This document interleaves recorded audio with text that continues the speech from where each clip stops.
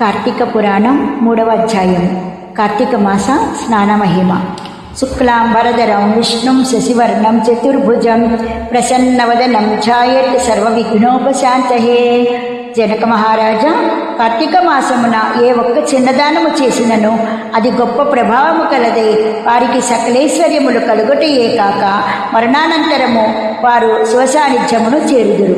కానీ కొంతమంది అస్థిరములైన భోగ భాగ్యములు విడువలేక కార్తీక స్నానములు చేయక అవినీతి పరులై భ్రష్టులై సంచరించి కడకు క్షుద్రజన్మలు అనగా కోడి కుక్క పిల్లిగా జన్మింతురు.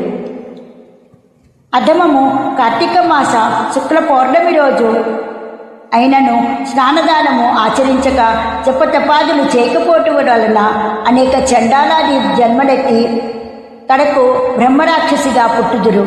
దీనిని గురించి నాకు తెలిసి